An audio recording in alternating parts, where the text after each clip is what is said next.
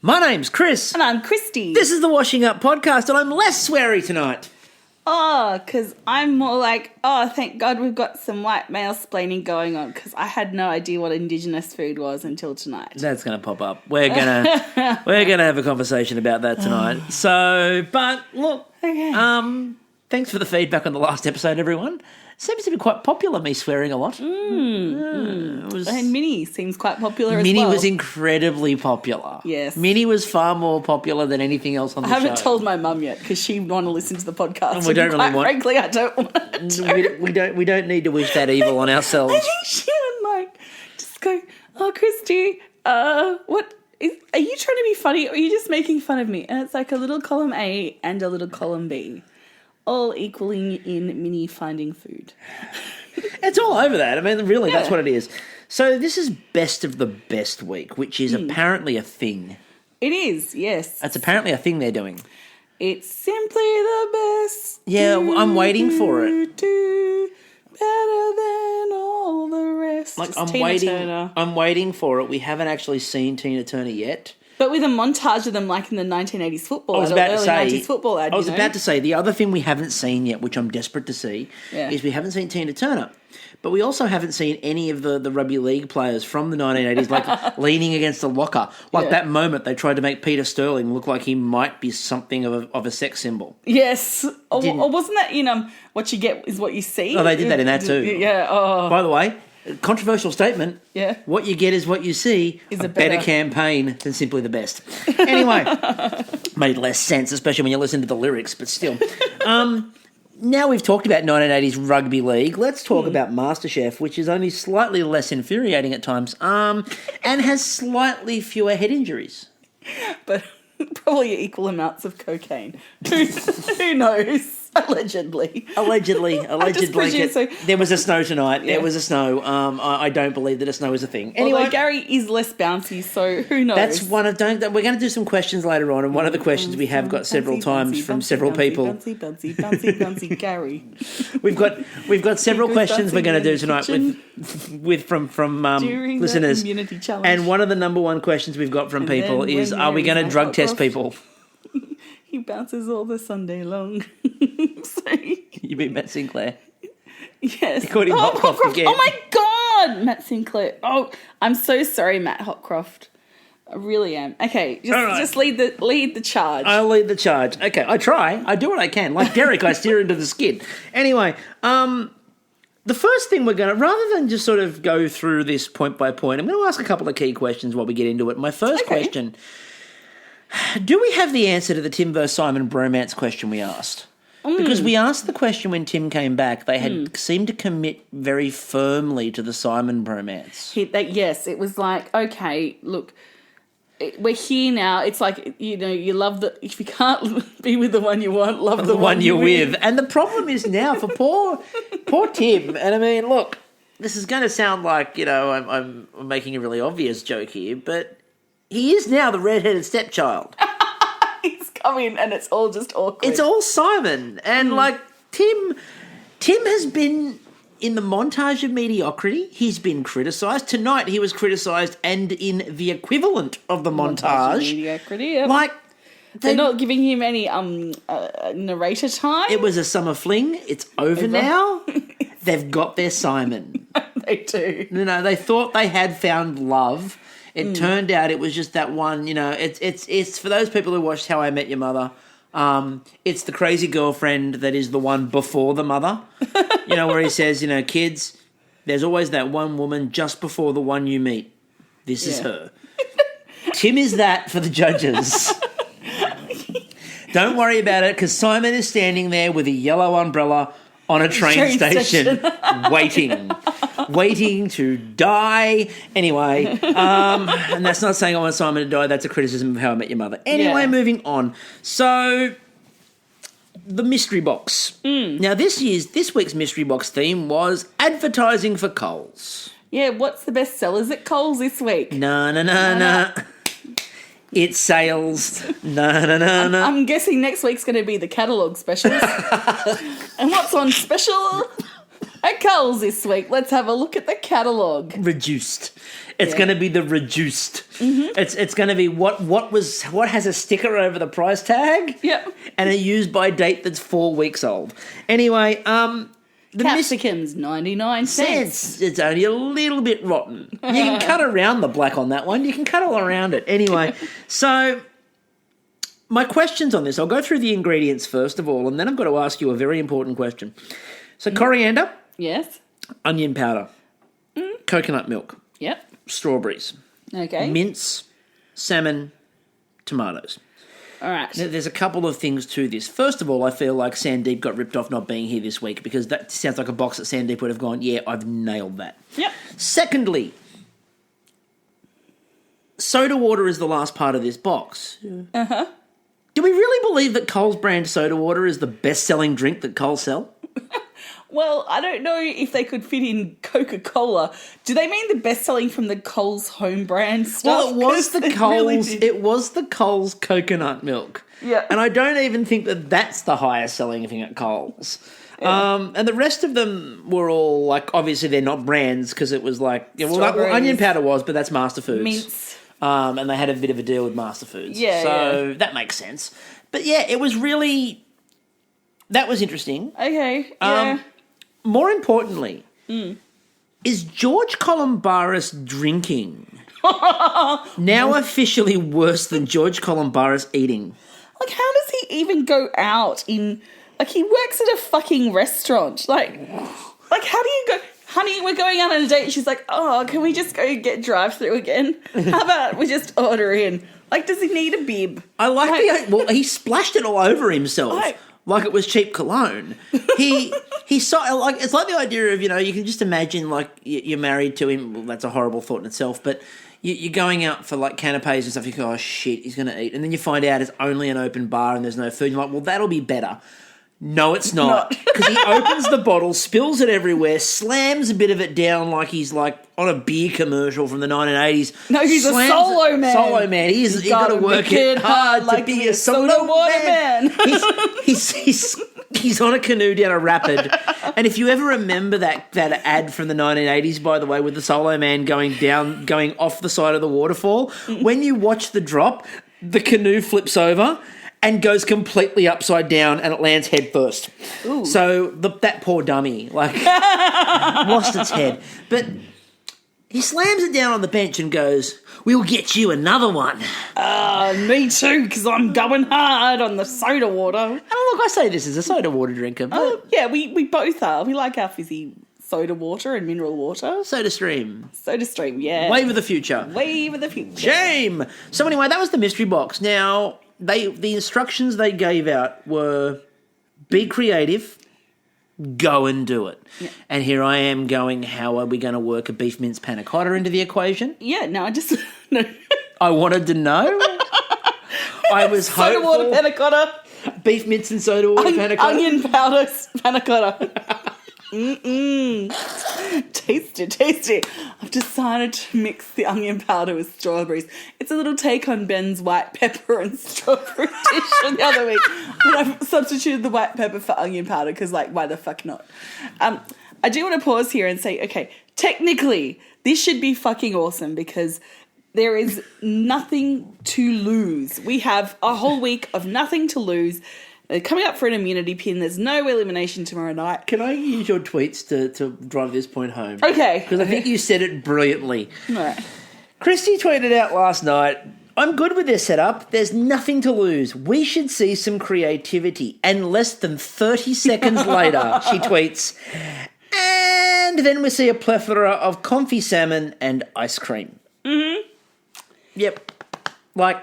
Nothing to lose. Everybody fucking confit a salmon. Is it? I mean, okay, so at that point, Derek was deciding whether he was going to confit it or pan fry it. But surely there's some other ways we can salmon stuff. Like, can we bake it? We can have a baked salmon, can't we? You could, but... Can we have a steamed salmon? You could. We could have anything, really. I mean, look, go wild. Why wasn't there a salmon vol au vent at least? I would have loved a salmon vol au vent. A salmon patty, like... Just a fucking... salmon burger. I guess... Yeah, but they've only got the box and what's in the staples, and you're not making a bread out of those staples. Salmon and tomato. Doesn't that sound good? The binding agent, you know what the binding agent is? Onion powder. Soda water. Soda water. Coconut cream. Well, you could have made a soda water batter, I guess, because Well, Anushka did. Yeah, we'll she come did. back to that Yeah, in a she minute. did. But Anushka did that. Well, let's talk about what some people did that was a bit different. Yep. So Anushka. I loved what she did. Anushka tried, look, on one hand, she did fucking confit a salmon. Yes. So marked down for confying a salmon. Yep. And we'll come back to you later again, Anushka, because you also did a fucking panna cotta in the second challenge, but we'll come back to that. She did confit the salmon, and that was a problem, and everyone fucking confit a salmon. But she did then take the skin of the salmon and do a batter, and do it up with a batter using soda water. Yep. Very clever. Yep. And then, more importantly, she went with the strawberries and the tomato and made like a salsa vinaigrette thing. Yeah.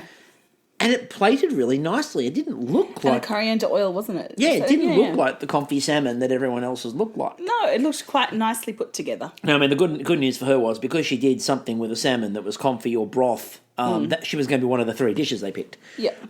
Now, Christina made salmon dumplings. Yum. You wouldn't notice. No, because they barely mentioned her. We'll come to people they didn't mention in a minute too, because bonus marks to anyone who can tell me what Tim or Ben made. I presume it was Bonus marks. confit mince. No, because here's the thing. Tim confit some eggs. That's right, he did. And then there was some chopped up, there was some mince over there, there was some salmon over there. There was a bit of everything on his... Was he making a Scotch I don't know egg? what he did. Was he making... I still don't know what he did. All right. He had like bits Tim, and pieces. if you listen. What did you make? Now, Ben, look, we love you, Ben, but... What the fuck did you make? If you can vaguely let us know what you made in that first challenge, greatly appreciated. Yeah, we have no fucking idea. Because I don't know. I went back over it and had a bit of a look, and I couldn't tell what the hell you made. No. Now, one thing that did annoy me in the first challenge, and I'm not having a shot at Derek. This is something that is one of my really least favourite things that you see on MasterChef. Yeah. So Derek turns around and he's talking about why this is important to him, and he goes, "I put my career on hold." Oh, Now- Derek. Oh, hold on. Just let me get out my violin. It is the smallest one in the world, and it is playing just for Derek. Yeah. Look, we have no doubt there are sacrifices that are made with regards to MasterChef. We know there are sacrifices made MasterChef. We get that, right? Yep. What the audience at home, I think, would like you to remember is, 1, it's voluntary. It's an extreme privilege. 2, it's a privilege. 3, you get national TV exposure, and let's face it, you get to jump the queue in the food industry and get to do work experience in some kitchens that people would murder to get into, Absolutely. who have been in the industry a lot longer. Now, that doesn't mean that we begrudge you those opportunities. On the contrary. We're not saying that you didn't work, you're not working hard. Take those and opportunities. that it is tough to be away from your family. It's all tough. It's all true. But you don't get to play that card as the sympathy card. Nope. Right? It's not a sympathy card. It's a, I've put a lot on hold to be here. It's always every other fucking contestant. But we've all put things on hold to be here. But think about it. We're actually living out a dream. So that's fine. And you don't get what we have to put up with on this podcast. No. We're here fucking every night for the Masterchef. The some, shit we have to put up with. as some people heard the other night, White male privilege coming out of the screen. I sacrificed my mental health, my vocal cords, my self-respect. I could be over at my craft table. You could be. polymer claying away. You could be making clay flowers. I could. Did you know I sold some on the weekend? Nice work. So I made some. I'm making incense holders. I am such a middle-aged woman, like fucking suburbanite right here. I was so proud Just of them. hit her up on Twitter, and if you want something made, hit her up on Twitter. She's a polymer And I made clay these fiend. beautiful little fly agaric mushrooms, and I put them in like a fairy ring. And someone really wanted them, and I'm like, oh my god! I sold a few other things too, but that was just cool. It was really awesome. Yes, go hit her up on Twitter. Some great stuff. Larissa made the lunar surface.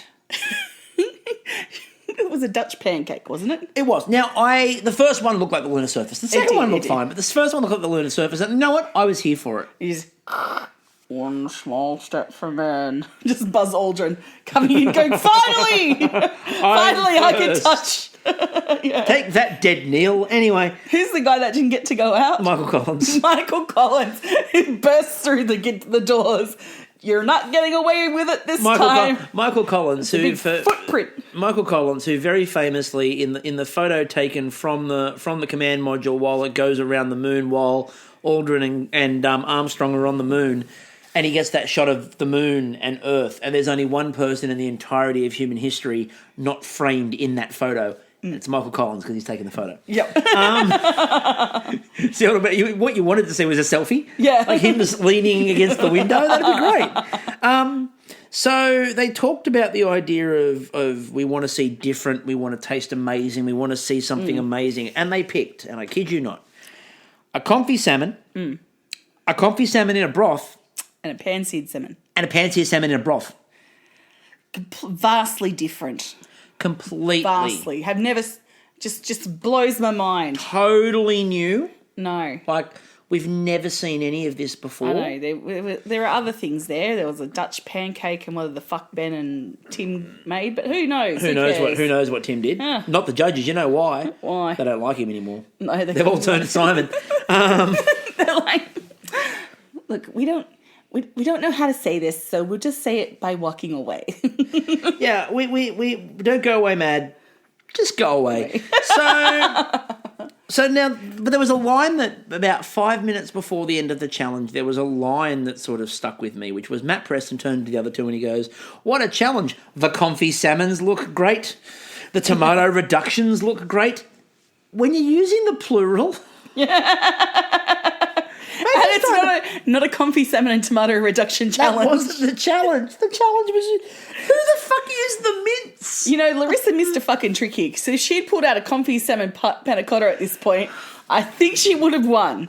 I just feel that instead of half of Nicotina being on the gallery, it would have been her. Yeah, exactly. So, anyway, they tasted the three and there was an argument about which was the best. Now, Anushka went up first and they loved Anushka's. But then Derek went up and they decided his broth was one of the greatest things they'd ever eaten. And then Nicole went up and they were like, well, he's got a better broth than yours. We think your dish is better. They walked off and Matt Preston said something quite telling. He said, I don't think it matters which dish we pick. I think Australia probably wanted to pick a different dish. And most of Australia yelled out, Anushka's! Yep. But yeah, no, it was, look, sure, fine, great. So Nicole goes up and is the first person great on the gantry. That's a starting point.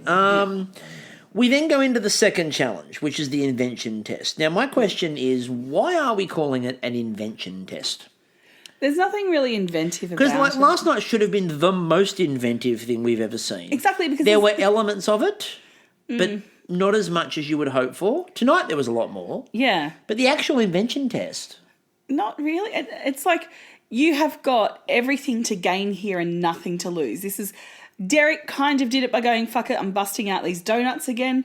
However, they're brioche donuts, and I know we've seen them last year. Yeah, look, I'm just going to say it right now. Those brioche donut buns looked suspiciously like Jess's from last year. Not a bad thing, because, like, you want to copy someone who's good. Yeah. And Jess did a really good job on those last year, but they were very, very familiar. It all got a bit same because... Remember last year, towards the end of last year, when we saw a million tartatans? Yes. Oh, my God. It was like Maggie B visited and then so Tessa did a... tartatan. Again. Yeah. Which did look delicious. It looked good, apart from the fact that I don't eat bananas. But it looked good, and the caramelisation looked great. Yeah. What I find interesting, though, is that it was great that there was some boundaries put in. You know, you have to use Vegemite or Milo or tomato sauce. Yep, so let's get into that. Yeah. So you had to use Vegemite, you had to use Milo, you had to use tomato sauce. And I tweeted at the time that on the surface this looks like a really interesting challenge. Yep. When you dig a little deeper and think a little bit more about it from a foodie point of view, it's actually quite bland. So, tomato sauce is the absolute perfect balance of salt, and it balances acidity out in dishes. Yeah. Australian tomato sauce is So if you pour Kelly, it really makes the gravy. Never make gravy with tomato sauce. Never. But more importantly, like it's Australian tomato sauce is different from overseas tomato sauce. It's got that natural, as I said, it balances out acids. It's a really good, flavour. The saltiness in there is really good as well. So like it naturally fits into most things. When you look at the idea of Vegemite, well, Khan demonstrated last year that Vegemite works really well in savoury dishes. He won a pin off the back of Vegemite. Yep. And black garlic was, going with it. Well, they're very similar sort of flavours. They've got that similar sort of thing. So that makes sense. Cool idea. But again, we've seen that in terms of the umami flavour, and everyone knows that umami flavour's out there. And then the third one is Milo, and that's basically there for, Larissa if she wants to do a dessert, or, Derek if he wants to ridiculously try to make donuts in 75 minutes. Now, I was getting excited because I'm thinking, okay, this Milo and ice cream theme is going to be elevated. And I was kind of getting there, but... We got one and they didn't pick it, but we'll come there. So I was really scared because at one point last night, John Slack-Smith tweeted at us, the Vegemite panna cotta is on the table. And I was kind of worried we were going to get it, in all honesty. Or the tomato sauce panna cotta, or the tomato sauce and Vegemite panna cotta with a dusting of Milo. A Milo crumb. Let's go through, first of all, Ben. Yeah. We need to talk about what Ben did. Yeah, I loved his idea of popping the silver on top of the tweel. So Ben was clever because a couple of things. First of all, Ben did go back and talk about his childhood. Yeah. And used that to great effect. And they like it when you have a story, but the story actually relates to the dish. So he made an ice cream. Yeah. Coated it in Milo. Uh-huh. But then under it had a mousse. So you've got two slightly different chilled elements. Yeah. So the mousse and then the ice cream. And then that silver foil. On the tweel. On the tweel to crack it open. Like you're going to crack open the Milo tin. There was so much theatre involved. Yes. Theatre. It was theatre. Theatre. I love legitimate theatre. and he provided legitimate theatre. And so that was kind of awesome on behalf of Ben. The judges loved it, but then it was Ben, so they weren't going to pick that. Yep. So we had Larissa. Now, Larissa, look, to her credit, she didn't make a panna cotta. No. She made a mousse. Yep, but good. What was good about the mousse, and I think we talked about the idea of we want to see something a little bit different and we want to see people try some things. Booze counts. It does, and I think that was a nice way to also elevate the Milo. Add some booze, make it adult. And now when I have an opportunity, I will do the same. Adult up your Milo. Adult up, your hot Milo of a night time, just whack a bit of whiskey in it. Irish up the Milo a little bit. Ooh, a bit of Baileys in it. Well, I think was she using Kahlua? I thought she was using Kahlua. Yeah, Kahlua. Ooh, a bit of coffee tones there, like that. I like that idea. What else could you pop in it? Oh, a bit of schnapps. Like butterscotch schnapps. Ooh, then it becomes a Milo Cowboy. Interesting. Like a Milo Cowboy. Bam, bam. There's an episode title. So, from a dish that looked really good to Christina's. Yep. Now, Christina went with pork ribs. Yep. And I'm like, this could be really cool. She can balance up the flavours with the tomato sauce. And she literally just basted them in tomato sauce. And look... And then counterbalance it with a bit of barbecue and tomato later on. But by the... One of my uncles and a couple of members of my family who are obsessed with tomato sauce and used to just fucking put it on everything, I think would be happy with this. We all have that one person in our life, your brother. My brother. Who, when in doubt... Now, my brother, to give you an idea, everybody at home, my brother would have loved this challenge. And the reason my brother would have absolutely loved this challenge, when he was significantly younger... Yeah, we're not talking last week. Although...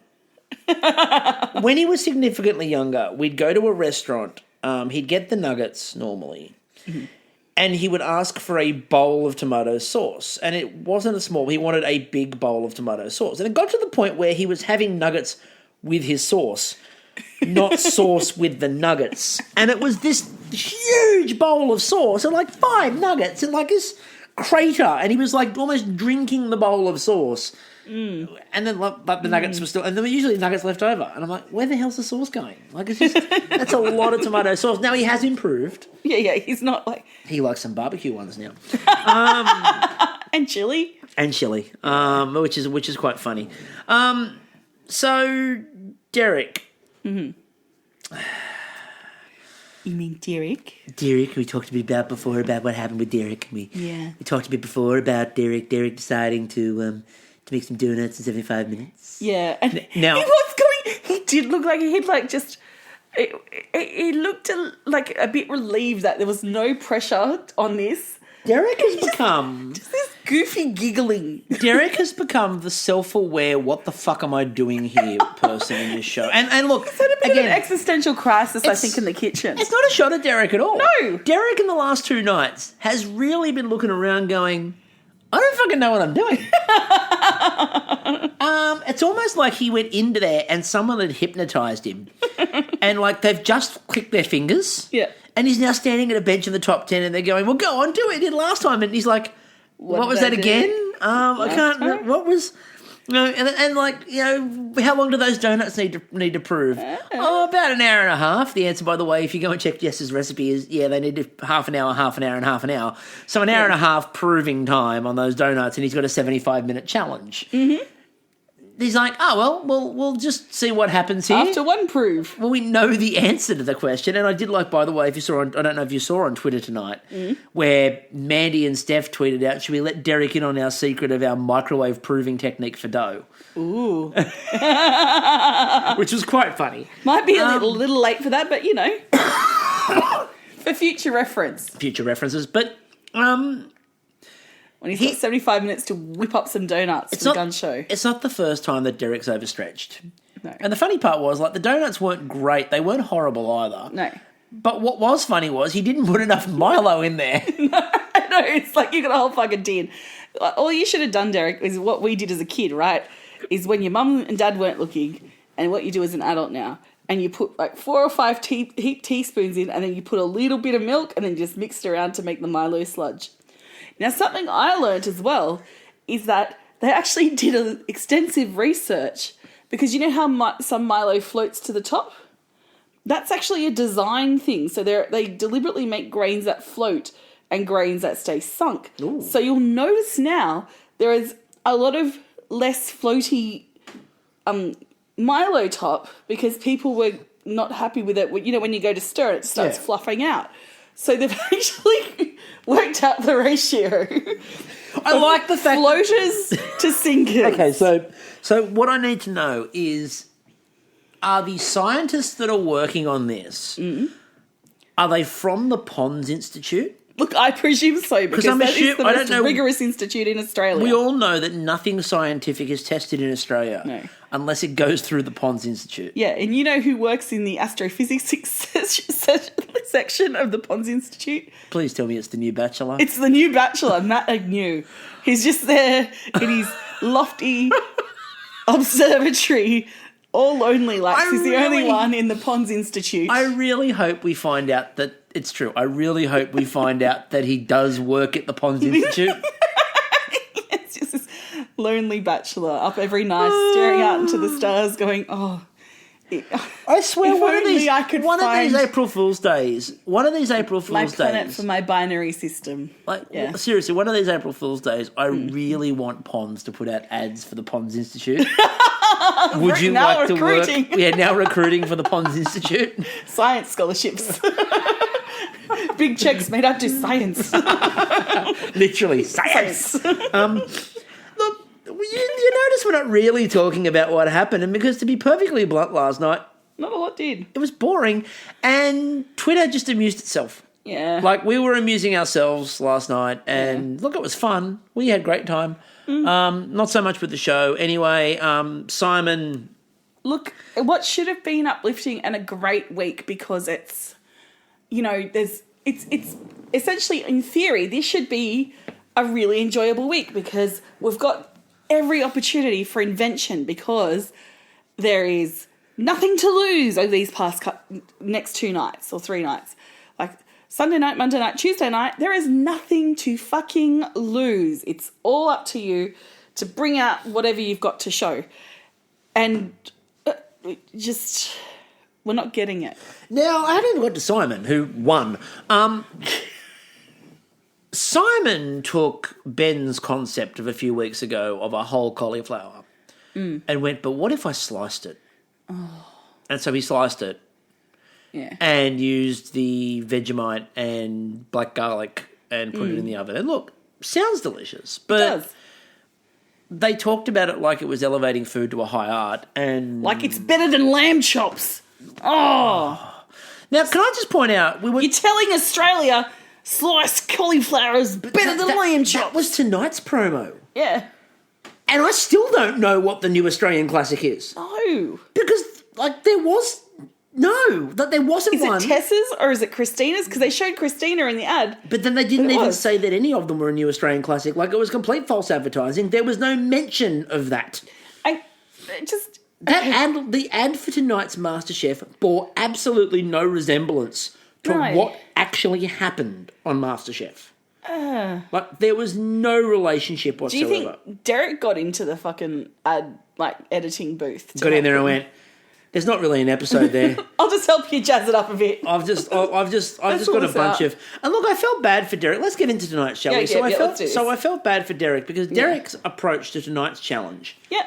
which I'll tell you exactly what it was in a minute, but Derek's approach to tonight's challenge was very much in the Simon mould of, I'll just whack a few things down and... make a sauce. Something will stick. Yep. One of these things is going to work. So, we brought in Jacques. Now... Yeah. We have to have a conversation before we get into the good of tonight, and there is some good of tonight. We have to have a bit of a conversation. So, MasterChef brings in Jacques, and he's, very well versed and a very big ally in terms of Indigenous food. Loves Indigenous food, loves the use of all the native foods within Australia and all the different growth and those sorts of things. And knows clearly a lot about how to use those flavours and is a big proponent of using those flavours. That's great. Can you just let me add something in there, though? On the flip side of that, if you look at the website for the Arana restaurant, he's explored Australia to discover all these flavours. Now, that is colonialism 101, okay? A white man comes in and exoticises food that people have been eating for, in Australia, probably the longest fucking time ever because it's somewhere between 65,000 and 125,000 years at the moment is what they're pinning our awesome Aboriginal history as being long for. So, so he's making this is great. And on the good side, he's probably sourcing it from Indigenous communities, which is great. So, helping that economy, which is, a really good thing. But on the other side, do you know how much an average night at the Arana restaurant sets back one person? $245. Yeah. Ouch. Yeah, so I'm just... And then MasterChef has got a very big problem in white mansplaining.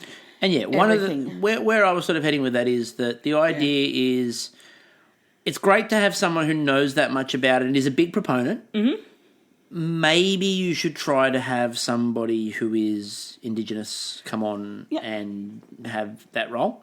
That would be good. And again, that's not against him at all in terms of his knowledge or understanding. And as we'll get into in a minute, I actually thought he was really bloody good tonight. Yeah. But just maybe we need to make sure that we have, Indigenous representation there when we're doing maybe Indigenous foods. Yeah, I mean, I get it. In the industry, he's helping to bridge that gap, but I think you also need to be lifting up the voices and the talents of Indigenous chefs as well in Australia. So, for example, I've just Googled because, I'm ignorant, and I'm like, I need to know people. Well, we've got Mark Olive. He's the obvious one who, has black olive. Yes. He's on SBS Food, wears the cool hat, wrap on his, bandana. That's the fucking word for it. There's another bloke, Clayton Donovan. There are talented Indigenous chefs. We know out there. They know how to Google. They did that last year when they got people off Instagram for a challenge. So. Exactly. So why not for the first time? I know you're talking about best of the best. Well, why not bring out the best of the best Indigenous people. Like, Would have been handy. Anyway, let's get into what happened in the actual challenges. So he gave them all ingredients. So these are the ingredients they got. And then we'll run through a little bit of their strategies and plans or lack thereof. Yeah. So Ben, who was possibly the most excited I've ever seen anybody. Yes. They even got him to do the intro. So And then love heart eyes just popped out of his head. Ben got white currants. Ben became Brandon Black over Ben. Yeah, if anyone has seen Brandon, our good friend of the podcast on Twitter, every time Ben is mentioned, it's Ben was that. Yeah. Anushka got Lily Pilly. Yep. That was lovely. Tati got aniseed myrtle. Mm-hmm. Tim got native basil. And I thought Tim would have actually crushed that, but it didn't go well. He's heartbroken. Christina, he doesn't know how to cope. Christina got Dorigo pepper. Tessa got native lemongrass, which a lot of people went, oh, that's easy, but native lemongrass is not lemongrass. It's a vastly different flavour. As she said, it's far more earthy for a start, and you've got to balance that a bit better. Derek got long yams, and boy, didn't we hear about it. What I loved about them is they look like hairy testicles. Yes, I did notice that. I was giggling profusely. Yes, it goes back to your podcast the other night where you were talking about big balls, small balls, hairy balls. And pink bumholes. And Larissa got lemon tea tree leaf. Yeah. So they were all of the different things that they got. And the first thing I asked is, can that go in a panna cotta? Yeah. Wasn't Kristie's far first off. comment, can it go in a panna cotta, followed by her going, I'm going to make a dessert. And at that point I thought Jock was about to jump the bench. Yeah. I have to give a lot of credit to Jock for not putting up with anyone's bullshit. Yeah. Everybody. He didn't care who the fuck you were. Yeah. If you were doing something that was pretty fucking dumb, He'd let you know.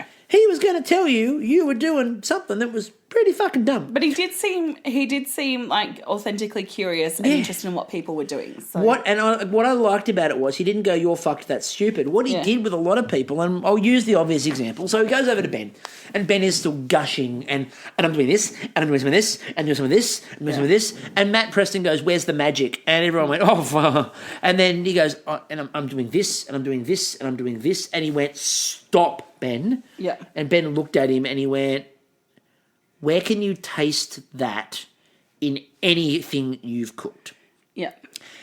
And Ben, you could see the moment where Ben's heart broke. Yeah. But he was right. And Ben tasted it and went, yeah, the flavour's missing. Yeah. Like, I need to do more with that flavour. You can't really taste it.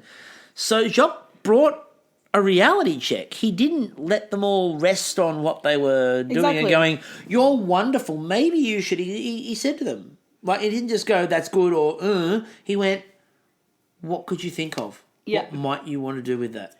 And something I'm hoping for is, because he did come over at the end when Ben was putting it all together. I really hope Ben gets an opportunity to work for him, because that would be lovely. Awesome. Yeah. That would be great. What I also loved was, again, so Derek, who told us many times, there was at least 6 cuts away of him telling us he hates yams. And then there was my favourite moment of discovery in the episode was Derek cooks, he's like, I'm just going to cook them a bunch of ways. So they came over to the bench and he's like, I'm just doing a bunch of stuff and I'm cooking them all. And he goes, why are you cooking that piece of steak there? And there's this huge fucking hunk of steak. And Derek just looks at them like, what? What do you mean? What steak? Like, just own it like Wally and go, that's lunch. Yeah, lunch, I'm hungry. I'm hungry. Now that was followed by the moment where he cooked the yams a number of different ways and he like put them on the hibachi at one point and was cooking them. And then he takes them out and cuts them and goes, oh, wow. And the judges come over and he's like, they taste almost like sweet potatoes, really. What, you mean like yams? Yeah, and that's what they went, like yams. Oh. You know, they actually taste like sweet potato, like yams, because they're the same family. Like, and you can just see Derek's mind was blown. Like, you could have done a sweet potato, like a yam pie. Just mind blown. Croquets. So Croquettes, I wonder if Second Bite take half. So I'm just channeling Gary and like the way he pronounced Nicole tonight. Oh, yeah, that was was it weird. last night? Nicole. No. Yeah, Nicole. Nicole. Shove it up your Nicole. It was terrifying. You Nicole. So let's go through what they did. So Ben made scallops and pippies with the white currants. And he's like, I love all these flavours. I love this. I'm so excited. I'm so excited. I'm so excited. Jock tasted it, and he said that he liked the texture, but the berries got lost. And we sort of knew that was coming. Yeah. Anushka. Now, Anushka made tuna tartare with her lippies. Yum. And George was weird because he turns around and he goes, do you like it? You're like, do you love it? Do you love it? Do you love it? It was like a schoolgirl being asked about a crush. Do you love him? Do you love him? But do you love him? You're going out Just with him. those mean girls that are kind of like, they find out who you like, and then they're like, oh my God, is that who you love? Oh my God, do you want to marry him? Oh my God. Like, that's just so, I bet you dream about him, don't you? That's what they say about Matt Sinclair. Anyway, apparently it was too ultra sweet and the balance was a bit out. Now, Tati used her aniseed myrtle on some meat, and it looked really good, but unfortunately they said, you've got to do that medium. Yeah. This is too blue. It was so blue. She was trying to make it Australian. It was so blue, Tim could have got back into the competition on it. Hey, true blue. Now, Tim... Me, because as I said before, like, when she was saying I hate Milo and she didn't like Vegemite and stuff. Well, we didn't really talk about that, but Tati didn't like Milo or Vegemite. She goes, maybe I should just leave now. And I'm like, well, be careful. Peter Dutton might be lurking outside those doors. Dutton's waiting. So, Tim, we didn't really talk about this the other night, at any point tonight, but Tim did a roast chicken. Baby roast chicken. Yeah. What are you doing, Tim? I'm just checking on my baby roast chicken. And you can see that up on the gantry. Even Simon and Nicole look thoroughly confused. I got my baby roast chicken. I got my baby roast chicken. Chili's baby roast chickens. And the problem was he used the native basil in such a way that there was a lot of salt already in everything. And then he used the native basil, which had a lot of salt. So it was salt on salt on salt on salt. And they went, oh, look, the chicken's not bad. It's actually quite good. But all you've done is, like, salted everything. Yeah. And it was like, it's lost. Christina. Now, they built this one up on the ad like it was going to be amazing and wonderful, and basically the feedback on the Dorigo pepper beef that she made was, it's okay. I know, it's like, this is an Australian classic. It's like, Yeah, again, I've never seen advertising that is so far off what actually happened as tonight's MasterChef advertising, which was not designed as like throwing out a red herring to confuse you. It was just wrong. It's like Trump wrote the ad. It was just that incongruous. It was. It's like this dish is good. It's best. It's better. It's better than best. Better than best. It's the bestest. I've got the bestest, hugest. It's huge. So Tessa... It's the best. It's the best week, and this is the best dish of the best week. So Tessa decided to use her native lemongrass and decided that what she was going to do was replicate what worked last night for everybody. So she basically... she didn't make a salmon this time. Oh. It was trout. Oh, okay. But it's completely different then. Totally different. Totally different. And by totally different, I mean the exact same fucking thing. But I'll give her credit. Tessa, I would argue, and we'll come to this a bit later when we get some questions that we've got to answer. I think Tessa's possibly the most consistent person in the show. Yep. And yes, she did that, and we're having a go at everyone for doing that, and I'll have a go at her for doing that, but at the same time, she's balancing her flavours really well and everything, and you just know she knows what she's doing. Now, again, a little bit less of the Southeast Asian flavours comments would be great. Yep. But, you know, again, in terms of flavour, she actually does know what she's doing in terms of flavours, which is more than we can say for poor Derek tonight. So, Derek, in the end, settles on a steak tartare with yams, and he had no idea. And, like, I felt really bad for him. He should have just served a bowl of yam chips. Should have. And a beer. Because the only thing that worked was the yams, funnily enough. He hates them, but the only thing that worked was yams. Yeah. What happened, though, that I was really happy with was that at least Derek understood. He plated it all up, looked at it, and before they even got anywhere near finishing, he goes, "This is horrible. It's not a challenge. This is not a good bit of food. This is not something that's worth being judged. But I can't really go back on it now." So... But again, he's trying. He's like, you know what? What have I got to lose? Exactly. Nothing. Well, he said, I've got to serve something. So I'll put it up. We'll see what happens. It was horrible. They said, Derek, you are the luckiest person alive that we're not putting anyone through to elimination. And poor Derek was really upset by that, which was good for George because it gave George a chance to do his masculine pep talk. Just hold his face, put his hands on his face. You're in the top 10. You can't. You just got to go home tonight, write down what you did, come back tomorrow with a new perspective, new headspace. If I quit every time I failed, I would have quit a lot. If I quit every time I failed, I would have paid my staff. If I quit every time I failed to pay my staff, sorry. And Larissa. So Larissa went with dessert. Look, she said it was a parfait. Mm-hmm. It looked very panna cotta-esque. It was a parfait, but it looked panna cotta-esque. It was the way it was served. She served it in what she's been serving fucking panna cottas in. Now, they built this one up like, and now he's going to love it. And his answer was, you've done a decent job in making it a dessert. Mm-hmm. It's fine. Yeah, nothing groundbreaking. Nothing groundbreaking, it's fine. Mm. And then they were trying to build up the drama in terms of who it was going to be. Well, there was only one person it was going to be. It was going to be Tessa because she had did it right. actually done what everyone wanted them to do. So that made a lot of sense. Look, as I said, that made sense and I thought that was fine. Yeah. Let's get to some questions, shall we? Oh, the other thing we need to point out, because I don't think when I went on my little rant, that we pointed out that what made tonight quintessentially shit was when the judges described Jock as an ambassador for Indigenous food. Oh, at the end of the night when they said that he was the embodiment. Embodiment of Indigenous food. No. Nope. That was really cool. It's not fucking hard just to have your head around this shit, people. It's just not fucking hard. But, white men and penises. So let's ask some questions. Yes, let's get on to the fun stuff. So, some questions.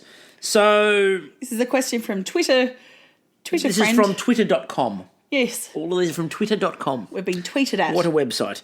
I'm going to open with my favourite random question of the day, which is asked by the one and only Kim Spicer. Yes. Who asked, if you could hit Simon in the face with one type of fish, what kind would you choose? Oh, thinking about this, because immediately I'm like, fucking marlin. I'll just I realise, hey, I don't have the body strength to actually lift a marlin and whack him in the face. So maybe a groper. I'm going with a flathead, more surface area. That's a good point. Maybe. And if you flip it over, there's a spine on the back. Oh, maybe a pufferfish. Oh, no, that's nasty. I'll hurt him. No, I hurt him. I just want to smack him, but I don't want to do any lasting damage. Yeah, see, again, if I don't want to do that, the underside of a flathead's fine. The back end's got a spine on it, so it depends on if he pisses me off or not. A flounder. That's a stingray. There we go. No, that took out an Aussie icon. Anyway. Okay. Great question, Kim. Still going to be thinking about it. Yeah, well, but this is going to rack our brains for the rest of the night. So Mikal asks, and I've got a couple. Shalom. I've got a couple of really good ones here. Would you prefer one Vegemite panna cotta, 2 tomato sauce panna cotta, or 3 Milo jus poured all over a steak? There's only one winner here. Milo jus it's on a the steak. Milo jus on a steak. I will happily take Milo jus on a steak. As long as they're served separately, then you can eat a steak with some Milo. No, the Milo's getting mixed into the beef sauce. Oh, it could actually work. It'd be like venison. It would work. Oh, if the steak is venison, you know how you can serve venison in chocolate sauce? It's perfect. It's perfect. So sorted. So some individual wearing a white apron called Ben asked us the question, who wins? This is a great question. My answer was, we do. We do, because the show ends. So just to we get a break. So just to go on to that then, Peter Mo asks, I want to know your top 3 to win. Yep. And your dark horse. Alrighty. Top 3 to win. Well, Tessa, consistent. Yep. Consistent and has a lot of knowledge behind her. Yep. Really good with flavours. I'm going to put in Simon because I think he's the judge's darling, not because I think anything of him. Third one, I'm going to throw in Tim because he's a white male. Okay, I'm going... because that's where the judges... And have you got a dark horse in there? Dark horse, I reckon, would be Anushka. Okay, so I'm going with... Personally, I want Larissa up there, but you know. Personally, I think Ben's winning. I don't Ben winning. I think... Sorry, Ben, I got your hopes up there for a second there. Personally, I think Tess is winning. Yep. I think Simon will get to the top 3. Yep. And I think it's going to be Nicole. And I think Ben will be our 4th place getter. That would be cool. Ben's also a dark horse, isn't he? Yeah, Ben's my dark horse, but it just depends on who's on fire at the right time. You know what I mean? Like who finds their stride in 2 weeks' time. It really does. Got a question here from Catherine, which just simply said top 5 to 10 most successful past MasterChef contestants. Okay. That's a long list to do. Well, Carmen, she's got that awesome dessert bar. Oh, Carmen, if you've not been over to Perth and gone to Carmen's dessert bar, you're going to go, it's just a dessert bar. It's far more than a dessert. It's far more than a dessert. And it's really bar. lovely to sit in. Like it's how can I put it? It's fancy, but it feels relaxed. And you go in there with your mates, you just have a couple of drinks, eat your fucking deliciousness in whatever's on the plate. Measure is one of the only places where I was quite happy to have yuzu. I willingly ordered yuzu off the menu. I wasn't pushed to it. I wasn't, you should do that. I looked at it and went, I'm having the yuzu.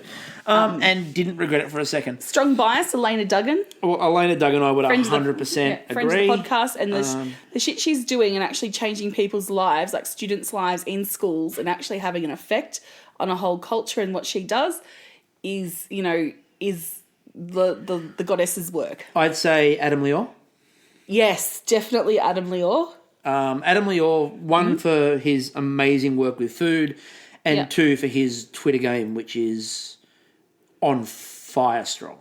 Absolutely. And it's always on fire strong. Hilarious. I think we have to include Poe.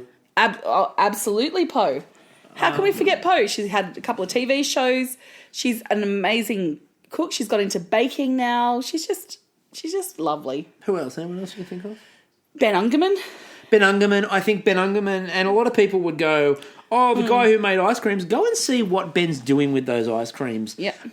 He's global. In, South Africa, India. In South Africa, India, Indonesia, and in Holland.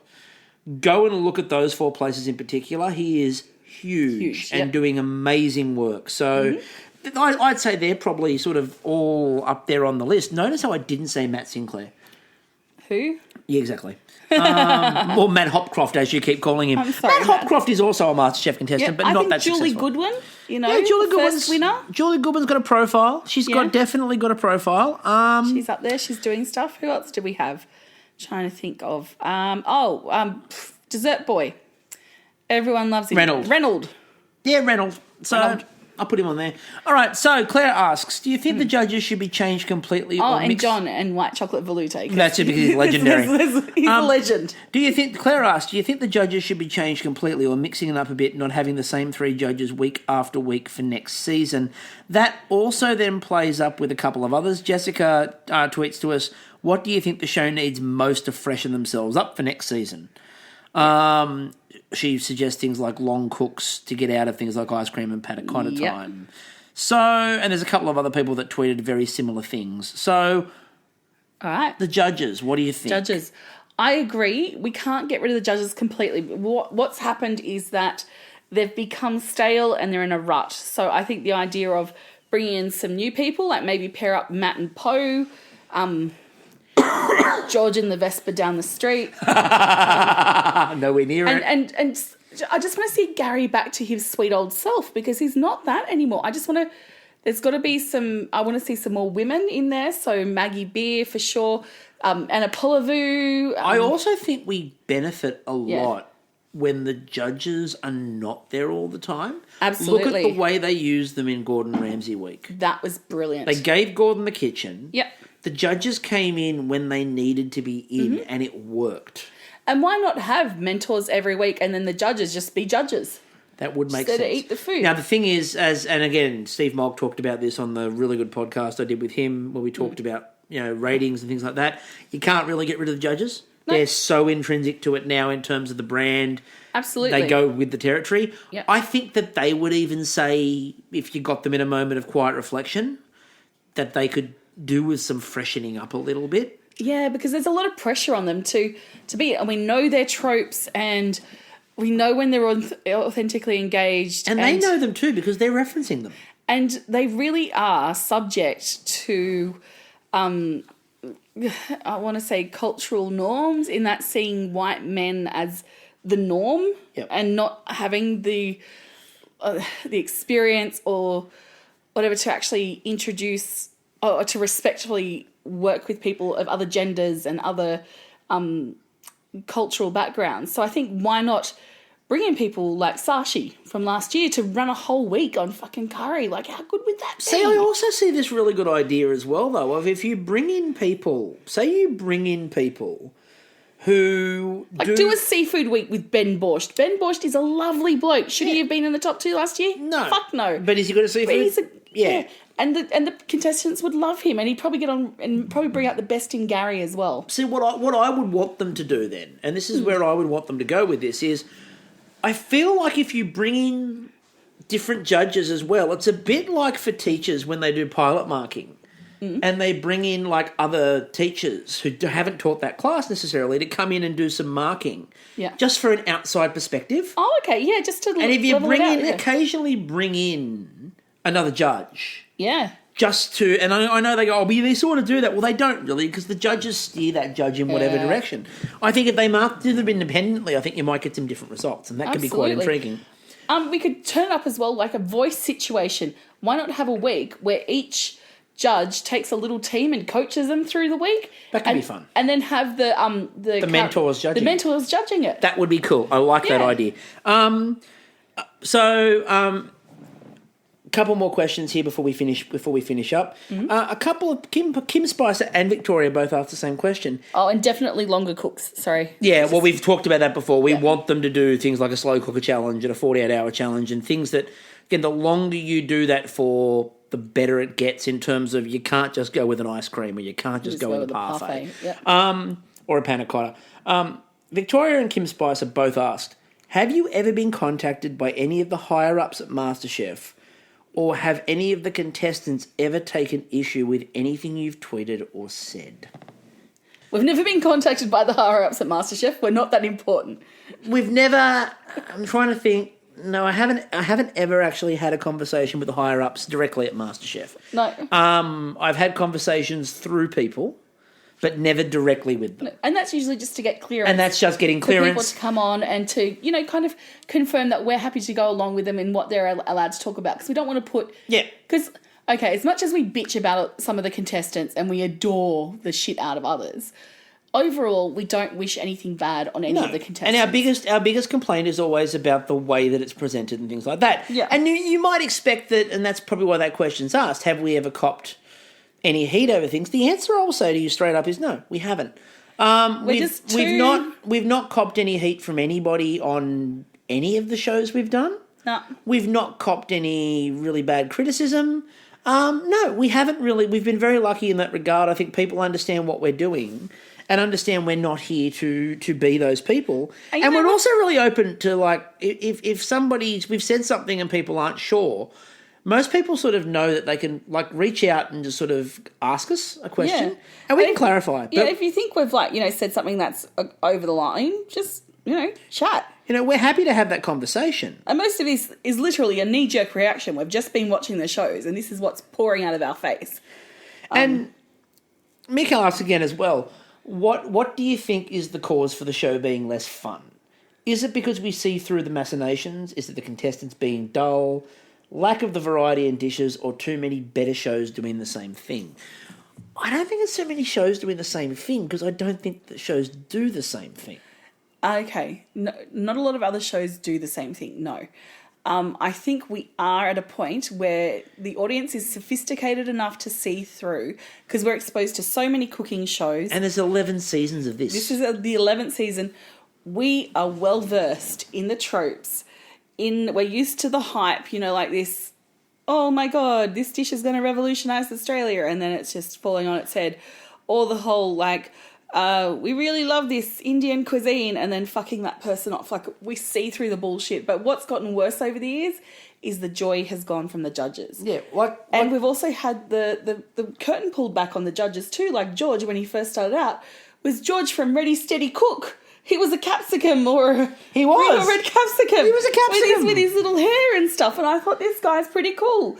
And then we have the thing pulled back, and it turns out that he was ripping people off. Like, that is pretty fucking shit. And then and then he was being a douchebag at times on telly. So it got, it just started to, the magic started to go. So I mean, to be honest, to be honest with you, part of the problem is, in all honesty, is you get, and Kristie sort of alluded to it before, once you've watched it for long enough, you can pick the editing. Yep. And so you can tell, that's why frequently I'll tweet out while we're watching it, you'll see sometimes they'll start talking about something and I'll tweet out, this person's winning. And it's not because anyone's told me, because no one tells me anything and I don't want to know. What I know is how they edit. Yeah. And they are, especially in the first couple of weeks of the show, they're very lazy.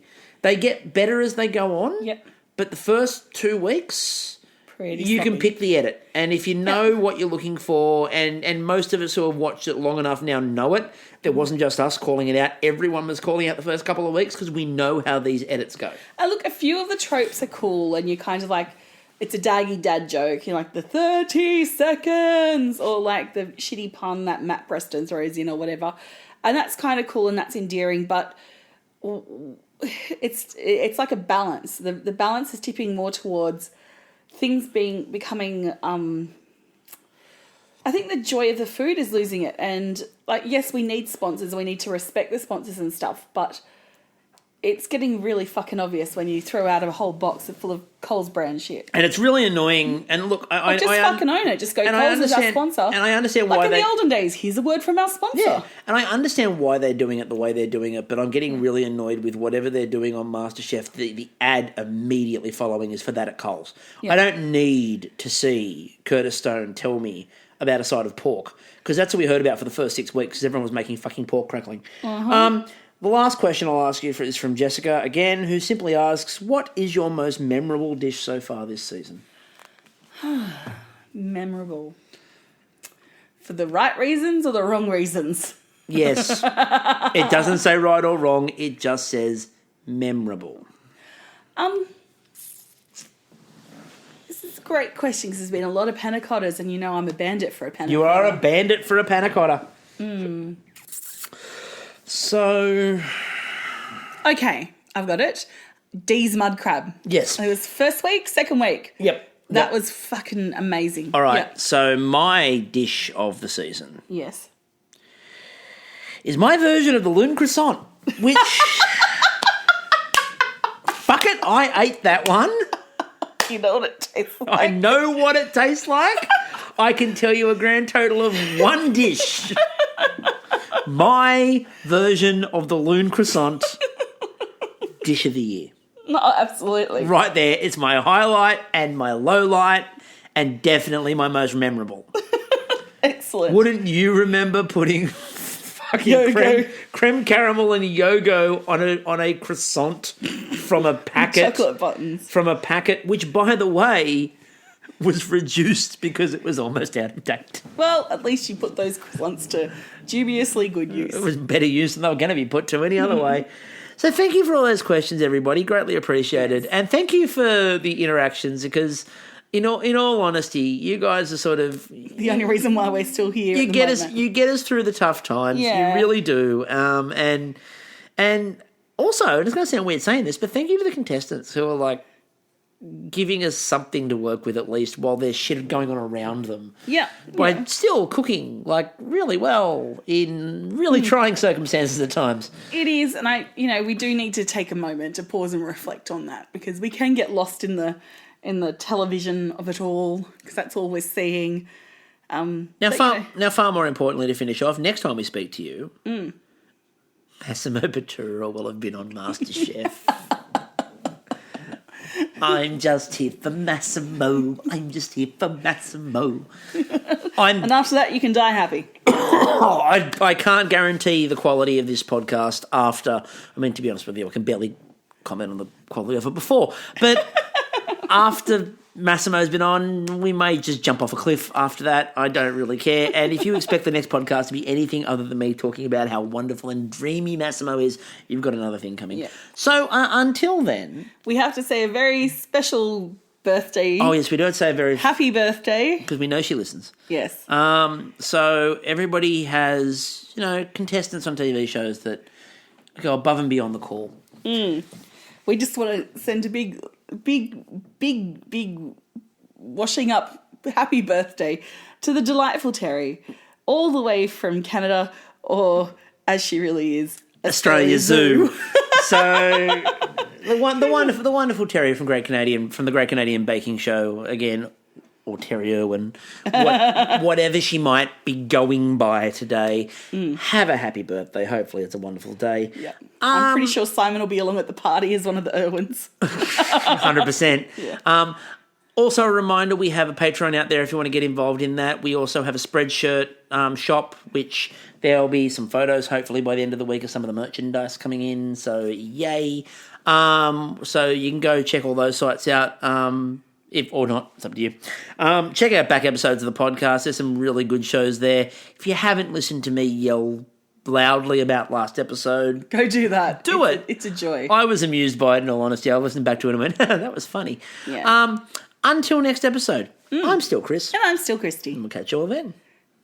Problem on problem on problem on problem on problem on problem on problem on problem on problem on problem on problem on problem.